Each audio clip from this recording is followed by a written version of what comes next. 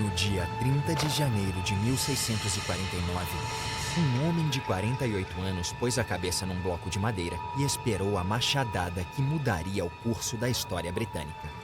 We cannot imagine what a bold decision it would be to kill your king. You're killing God.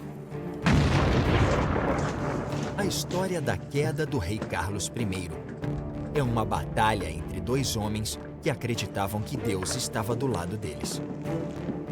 Um era o rei, que representava uma tradição centenária de monarquia. O outro era um soldado comum chamado Oliver Cromwell. Cromwell is a huge looming presence behind it all. He doesn't want to see the king dead, but he does believe that he should be brought to justice. Hold! A queda de Carlos I é um dos dramas mais angustiantes e emocionantes da história britânica. Mas como se deu esse evento tão extraordinário? Was the defendant guilty? Undoubtedly. E será que Carlos podia ter feito algo para mudar o desfecho? He could so easily have saved his life. It's what people wanted him to do. There is a tipping point at which I think the only thing they can do is cut off the head of the monster.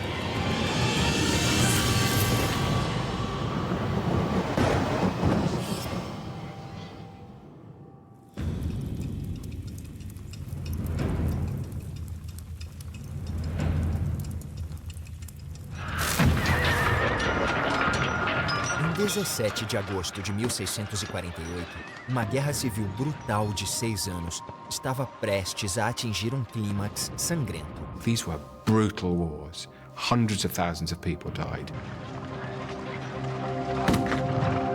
More people, in one sense, died in the English Civil Wars than were casualties in the First World War.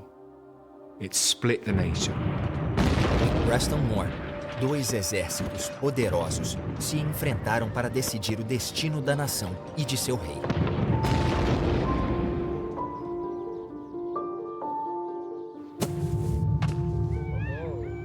Mas o rei estava longe da batalha que determinaria o futuro dele. Carlos I estava na ilha de Wight, em uma prisão domiciliar imposta pelo próprio parlamento. He lived a fairly pleasant life. He had a mistress, he played bowls, he had a court. He was still a king. He wasn't an English idea of what a king should be like. English kings are supposed to be physically full of presence and strong-looking and powerful-looking, and here was this tiny little intellectual man who liked reading romances. I think Charles was in a kind of limbo. He's in the odd position of the Civil War going on almost without him. De um lado da guerra estavam os realistas, que defendiam o posto de Carlos como rei supremo.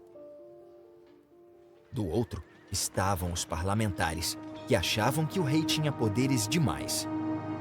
Eles eram chamados de parlamentaristas.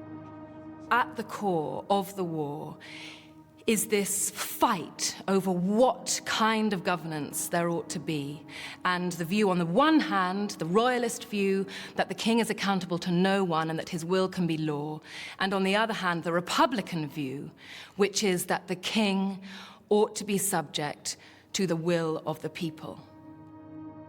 Mas Carlos estava completamente convencido de que tinha sido nomeado por Deus para governar o povo inglês. He really believes it.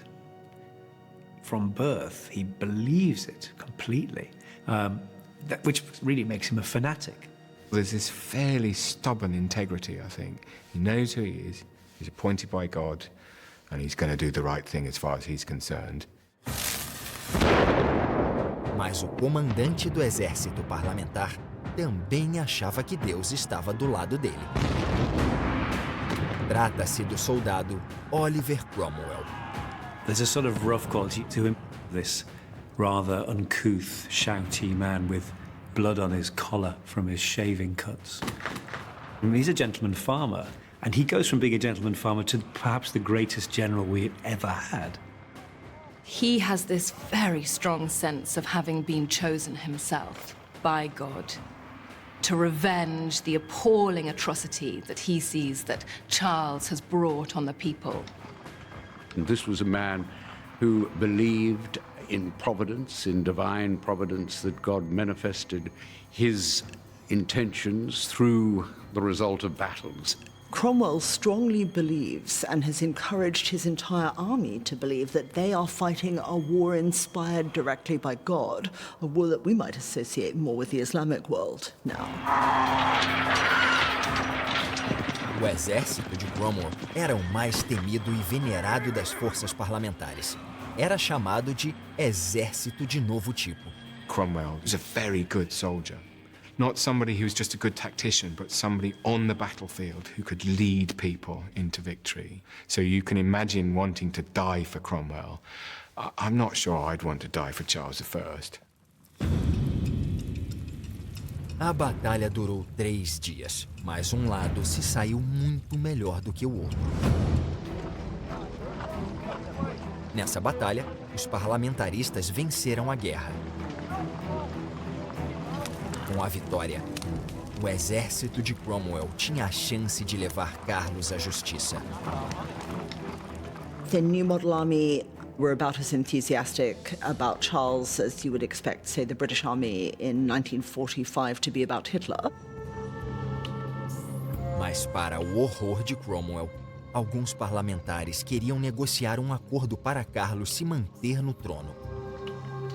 Cromwell, in a sense, created a monster. His New Model Army is so efficient and so ruthless and so good at their jobs, but they're also not going to go quietly. They want proper reparation for all the terrible things that have happened to them and to their country and to their families, and the man who represents it is the king. Carlos não sabia que o exército de Cromwell passaria por cima dos mandantes parlamentares e o levaria a juízo.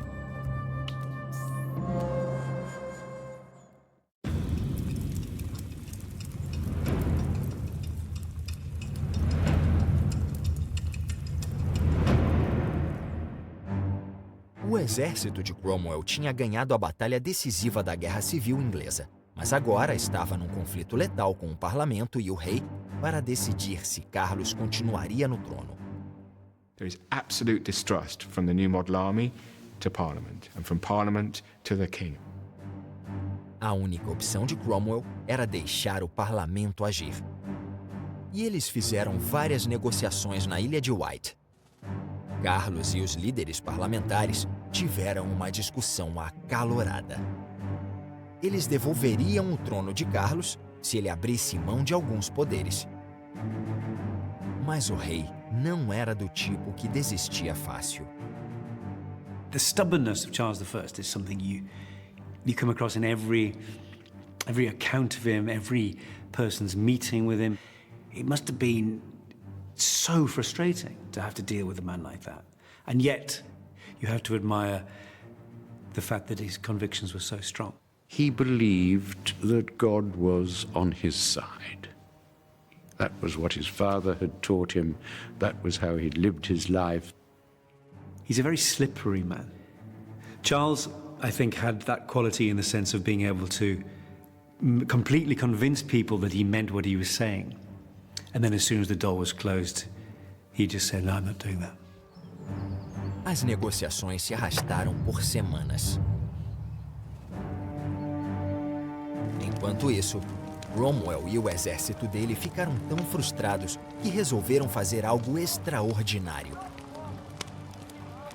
I think it's clear that by the autumn of 1648, Cromwell has decided that Charles is a man who cannot be trusted. And so I think he is committed to bring him to justice.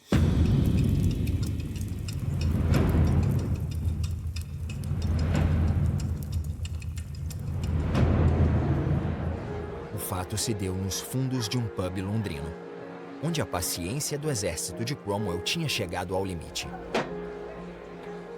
Os líderes do exército, comandados por Henry Ireton, genro de Cromwell, redigiram um documento chamado Remonstrance. Foi um momento marcante para o exército e representou perigo para Carlos. The remonstrance was basically a demand for justice. It was the first time that there had been a sense of this man is guilty of a crime. What it says quite categorically is that the king has proved himself to be treacherous and traitorous, has taken up arms against his own people, and for that deserves to be brought to justice. O Remonstrance foi o manifesto do exército, uma declaração radical das intenções dele.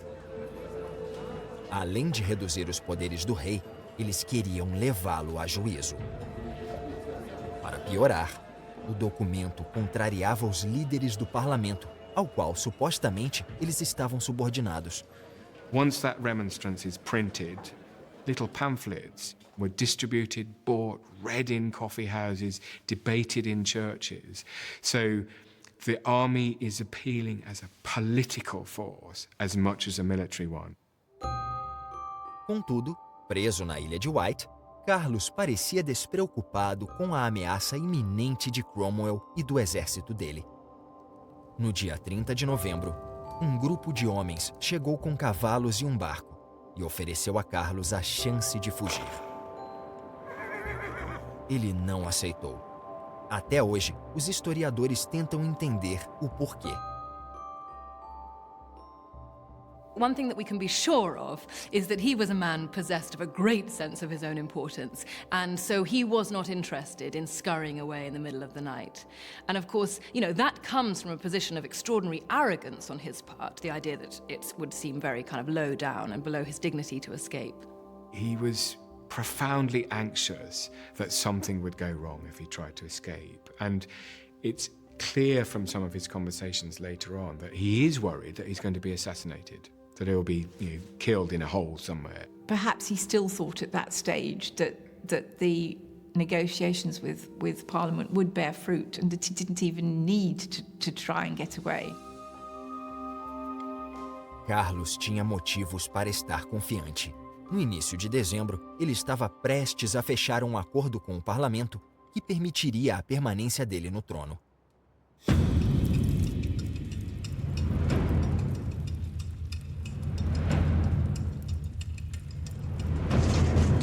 Mas o exército de Cromwell tinha outros planos. Em 6 de dezembro de 1648, a violência e a democracia se confrontaram. E esse foi considerado o único golpe de Estado da história britânica. Um oficial sênior do exército, Coronel Pride, acompanhado de um grupo de soldados, invadiu a Câmara dos Comuns. Pride's purge in early December is the army saying, enough. I'm sick of these conversations between Charles and Parliament. We don't trust any of you. We're going to purge Parliament. They march in and exclude, to purge, those members of the Parliament whom they believe to be unsound.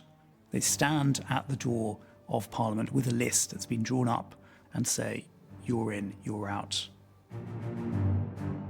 The fact that it's in historical dress makes it sort of slightly romantic in our eyes. All you have to do is imagine 500 men in combat fatigues occupying Parliament and only allowing those MPs in who will vote the way that their Commander-in-Chief decides. That's absolutely appalling. They don't hurt anybody. Hundreds of thousands of people have died. We need settlement. Going into the House of Commons and booting out a few sort of corrupt MPs seems to me a very easy way of creating a settlement with very little harm. Na mesma noite, Cromwell chegou a Londres pelo norte. It is interesting and telling, I think, that he returns just after everything has happened. It fits with what we understand about his character, his vacillation until the last moment, his willingness to let other people take the lead when he's not entirely sure of where God's purpose should lead him. Cromwell was such an all-pervasive figure. One has a sense that he must have gone along with it, he must have agreed with it, maybe even suggested it. I think Cromwell's fingerprints are all over Pride's purge. He remains cleverly just out of the picture, but It couldn't have happened without his say-so, and if he hadn't agreed, he would have reversed it. He didn't.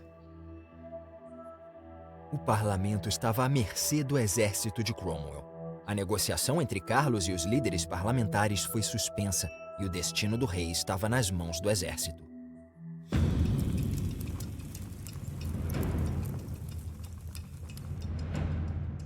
Em 19 de dezembro de 1648, Cromwell transferiu Carlos do castelo de Hurst para Londres, dando um passo rumo à justiça. No caminho, cidadãos comuns tomaram as ruas e gritaram palavras de apoio. Charles knows that his people love him. Most people by the end of 1648 are sick and tired of fighting, and they just want a return to normalcy. He did have reason to believe, quite rightly, that there was a growing groundswell in some parts of England for a resurgence of royalism. Very few people, even as late as 1648, would have got out of bed in the morning and said to themselves, I know what this country needs is a republic, let's get rid of the lot of them. Cromwell e o exército dele eram pressionados a obter a justiça que tinham prometido. Mas ninguém tinha como prever o desfecho da história. You know, probably if you did a vox pop on the streets of Westminster and said, well, what do you think is going to happen? I think there would have been very, very few people who said he's going to die. Em Windsor, Carlos agia como se nada o preocupasse no mundo, confiando talvez que Deus o protegeria. Ele comemorou o Natal com um banquete extravagante. Vestiu roupas sofisticadas encomendadas especialmente para a ocasião, e os criados o serviram de joelhos.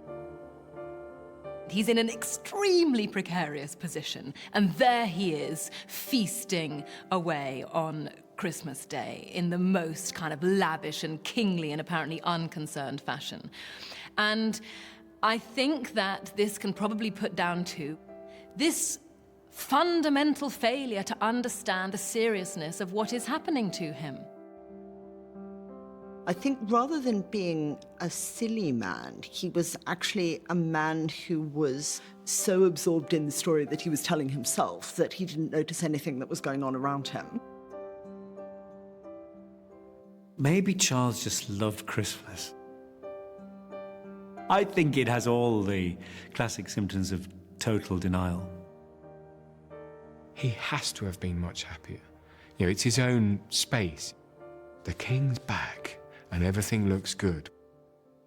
This is somebody who believes he can win. And, you know, maybe that was stupid, but I think you have to admire it in the end.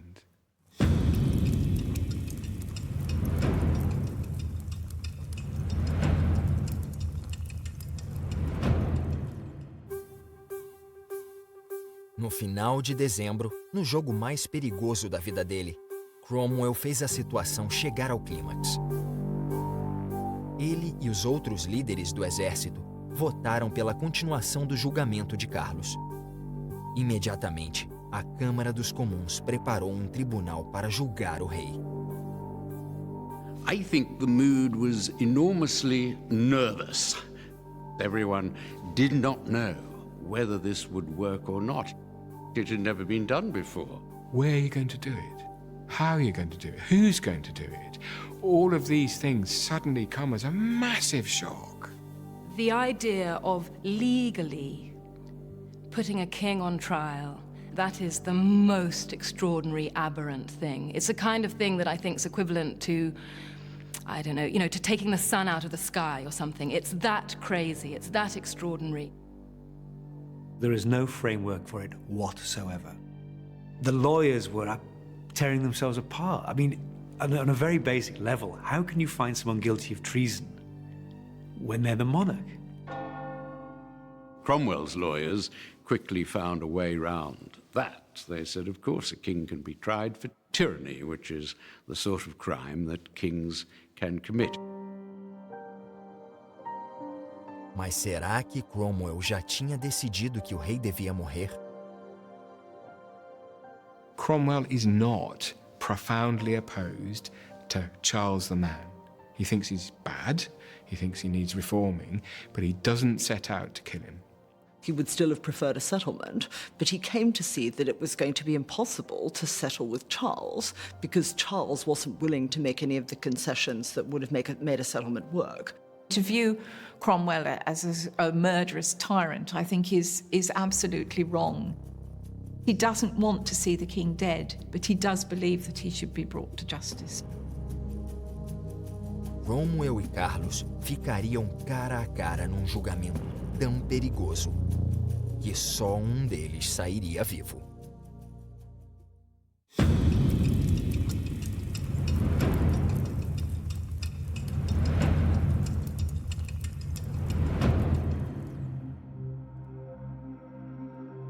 Carlos I seria julgado por traição e poderia ser condenado à morte. Era um momento sem precedentes na história britânica. Nunca um monarca em exercício tinha sido levado a juízo. There's a sort of escalation of ideas. Things which had been impossible to think of became thinkable. The charge against him is a very watertight charge. It says, if you levy war against your people and your parliament, you are guilty of treason. And he has done that. There might have been a good chance for Charles if he just played to the script. The script was well known in the period. If you wanted to be treated with leniency, you basically said, sob, it's a fair cop gov, and I'm ever so sorry. He still holds what he thinks is an unbeatable trump card, which is the constitution of his kingdoms requires a monarch. He is the monarch. They can't do away with that.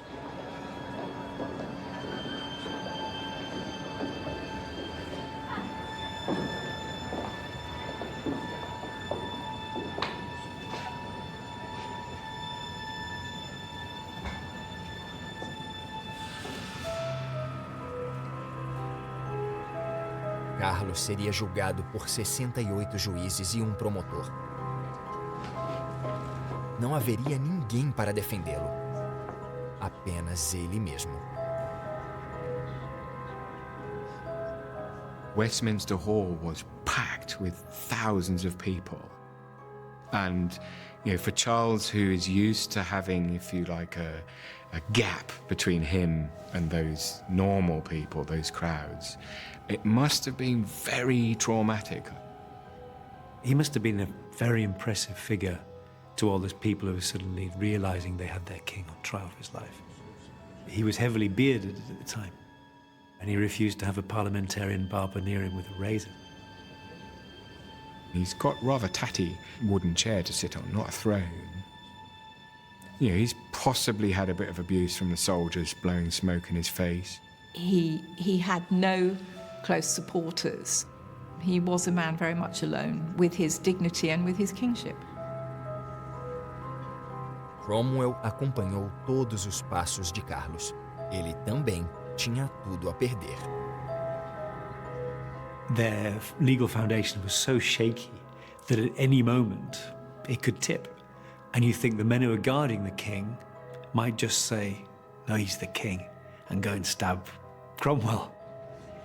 Putting Charles on public trial is an immensely risky course of action for everybody who commits to it, and everybody understands that that is a really radical thing to be doing and interpretable as straightforward high treason. They are on desperately shaky ground, and they're hanging on to it by their fingernails.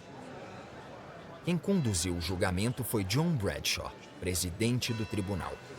O promotor, John Cook, apresentou o caso contra o rei.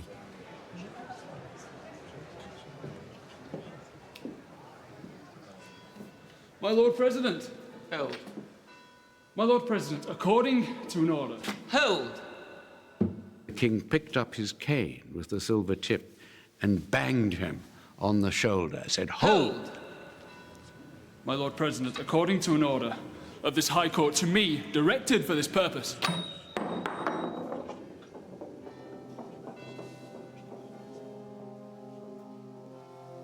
Charles is used to having people do everything for him. the silver sort of cap of his cane rolls off, and he clearly, looks around, who's going to pick this up for me? And nothing happened. And he just gestures to him, do pick that up, Mr. Cook. And no one picks it up. When the king has to stoop and pick it up himself.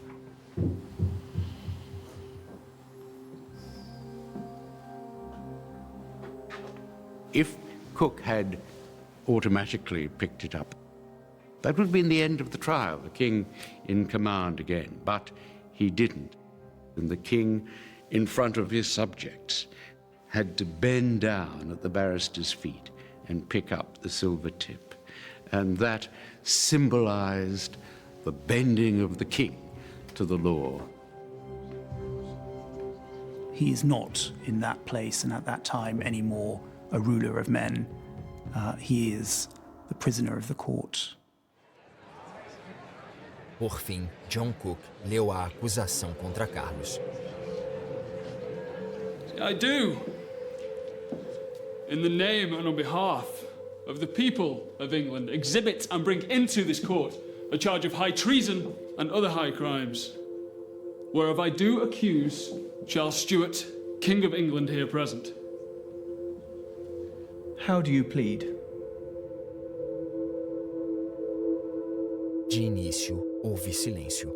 Depois, Carlos usou o que achava que era o trunfo dele. I would know by what power I am called hither, and when I know what lawful authority I shall answer.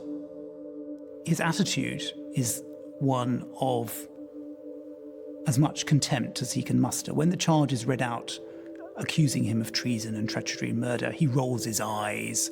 He thinks this is ridiculous. He is the king. You cannot put on trial a king. And in any case, he murdered no one.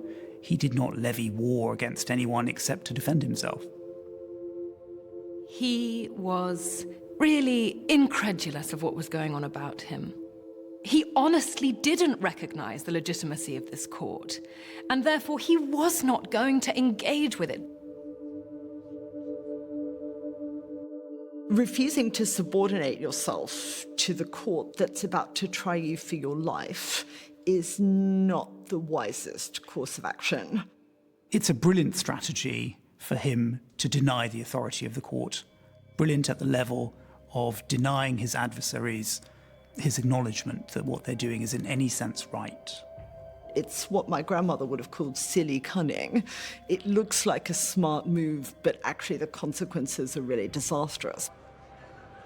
Carlos tinha causado rebuliço no tribunal. Como o rei não se declarava inocente nem culpado, eles não podiam prosseguir. O primeiro dia do julgamento de Carlos I acabou subitamente.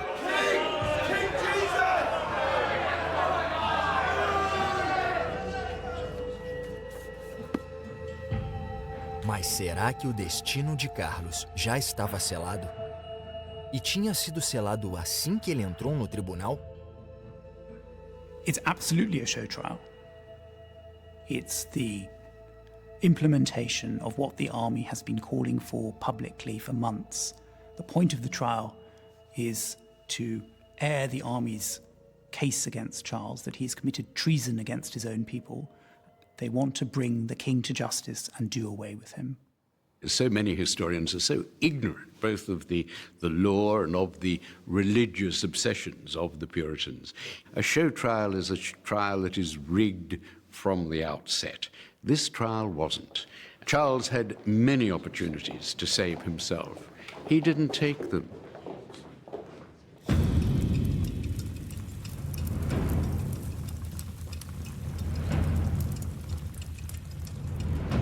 No segundo dia do julgamento, Cromwell e os outros juízes esperavam que Carlos caísse em si e se declarasse culpado ou inocente, mas ele se recusou novamente, para o desespero dos juízes.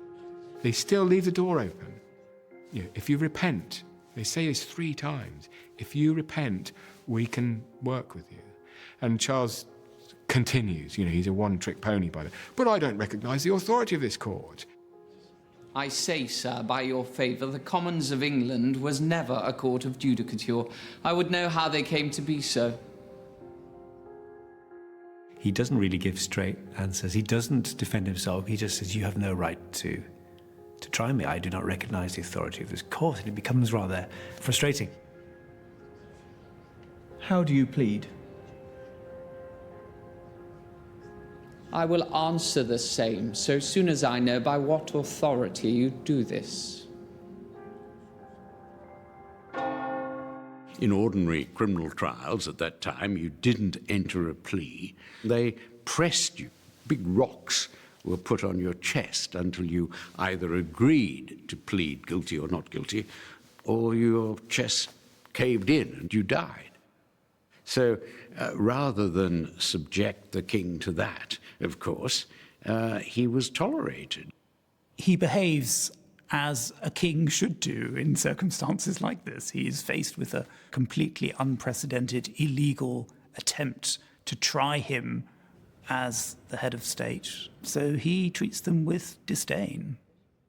It was a strategy that only goes so far because it refuses to enter a defense. And people start to think after a while, maybe that's because you've got no defense.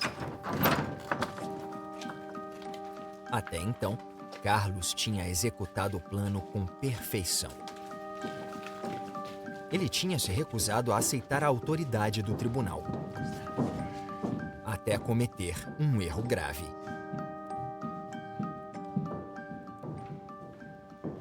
Charles said, I'm no ordinary prisoner. But in one way, he did behave like a lot of ordinary prisoners at their trial who make the mistake of talking to their guards. And the king did. He told the guards that he didn't regret any of the deaths that the wars had caused. That was, of course, conveyed back by the guards to the prosecutors.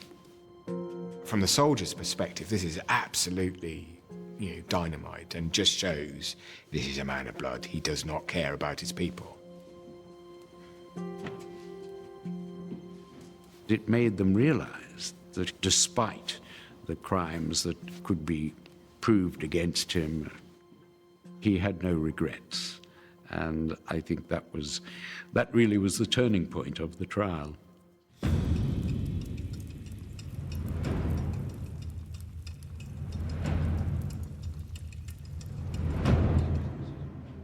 A falta de remorso que Carlos revelou aos guardas mostrou aos juízes o que ele realmente sentia. Foi um erro fatal. No dia seguinte, o clima no tribunal tinha mudado consideravelmente. It's not until the court has had a couple of days to judge the king and his implacable determination to refuse to make any compromise that Cromwell comes to feel that really God wants this king dead. I think there comes a point where Charles's doggedness and arrogance would have exhausted a saint, and Cromwell wasn't a saint. No dia seguinte, Cromwell e os colegas juízes agiram. Eles pretendiam prosseguir sem a declaração de Carlos e construir um caso contra o rei.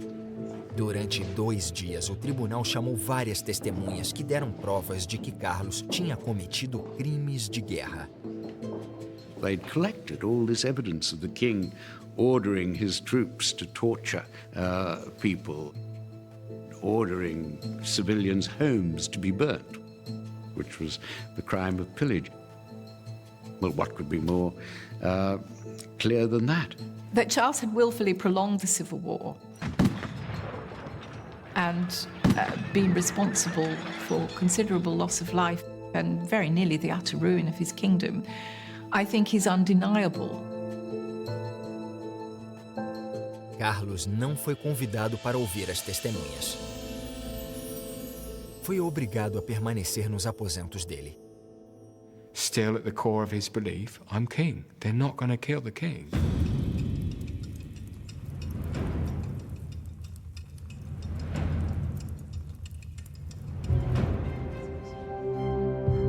No fim do 6º dia, as testemunhas tinham acabado de depor e o tribunal tinha chegado a um veredito.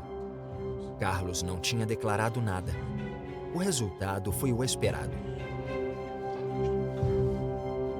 Ele era culpado. O que Cromwell faria agora?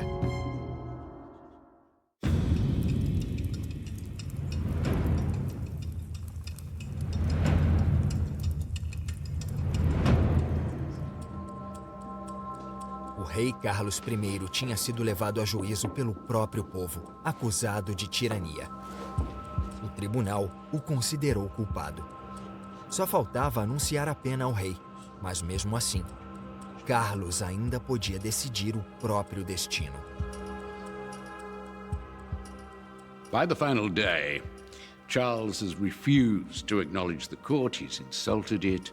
He won't come to grips with the charges against him. But of course they give him, bending over backwards to be fair, they give him a final chance.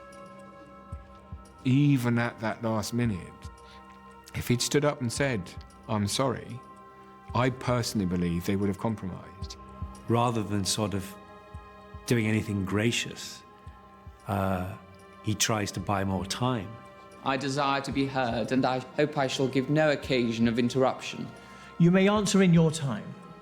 Hear the court first. If it please you, sir, I desire to be heard. I desire before sentence to be heard before the Lords and Commons. And he says, look, let me do a political deal. Let me go and talk to the Lords and Commons. I've got a deal that I'll offer, which is fantastic and will save the kingdom.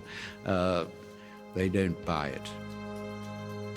Even at the end, he still asks, "Oh, might I be heard? Might I be heard in Parliament by the Commons and the Lords?" And of course he can't be heard, but in his mind he still has this idea that this has all been an aberration. I don't think there was any way back for Charles now, at this point, because Cromwell had made up his mind. Cromwell is never committed to killing the king until the very last moments, when really the king has given that court absolutely no alternative. Na tarde de 27 de janeiro de 1649, o tribunal confirmou a pena de Carlos I. He, the said Charles Stuart, as a tyrant, traitor, murderer, and public enemy to the good of this nation, shall be put to death by the severing of his head from his body. And at that moment, psychologically, clearly, he is dealt a tremendous blow. He cracks. Will you hear me a word, sir? Sir, you are not to be heard after sentence. No, sir. No, sir. Guard, withdraw your prisoner. It's possible that until that point, he really, at some level, did not quite believe that his time was really up. I may speak after sentence, sir. I may speak after the sentence is over. The sentence, sir. I say, sir, I do. There's something desperate about it, something gabbly and awful. It's awful feeling that it's over, the game's up. I may speak after sentence by your... Charles, at this point, actually panics, I think, and is now realizes that he's maybe misplayed his hand. He wouldn't plead, but he wanted, when the trial was over and the sentence announced, he wanted to have the last word, and that he was denied, and I think that cut him to the quick.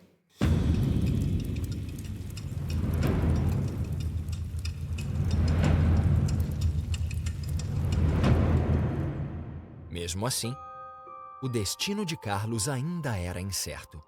Antes de a pena ser executada, o mandado precisava ser assinado. Mas alguns juízes estavam apavorados com a ideia de assinar um documento tão revolucionário. They didn't even get all the people who tried him to sign the death warrant. Because right at the end, people were going, but we're not really going to do this, are we? So some of them had gone that far and then absolutely couldn't go the final step. We cannot imagine what a bold decision it would be to kill your king. you're killing God. Even if you're a radical Republican, this is a huge step to make. Por fim, 59 dos 68 juízes assinaram um mandado de execução. Era o suficiente.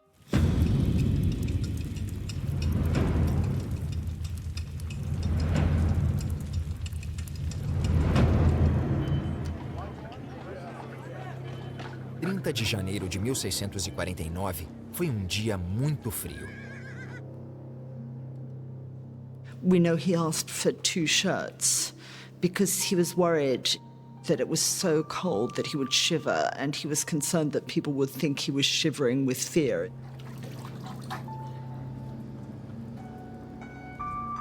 Até onde se sabe, Cromwell não compareceu à execução.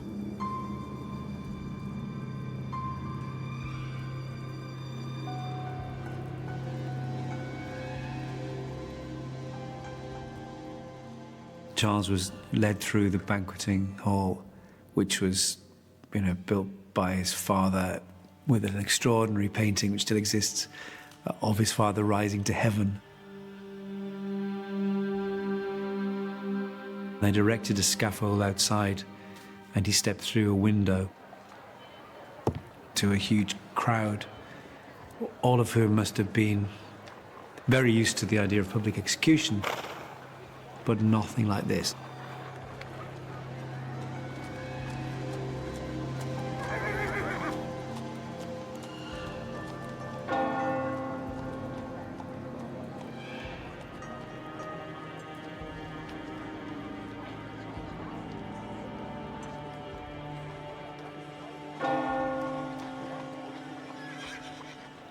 His final speech about going to an incorruptible crown is kind of perfect.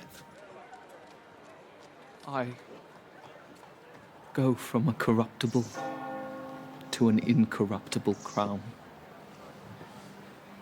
where no disturbance can be, no disturbance in the world.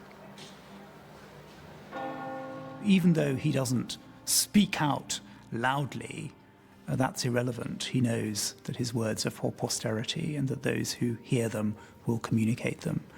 And they do very well as the last words of a martyr. His comportment on that scaffold was incredibly impressive. It's probably the most significant thing he achieved in terms of his legacy.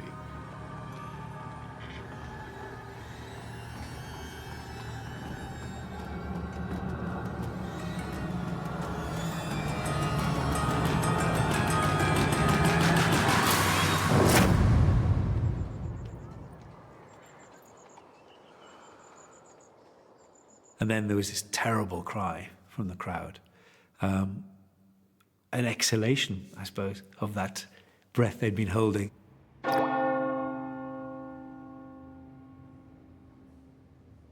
There is a physical sensation of, what have we done?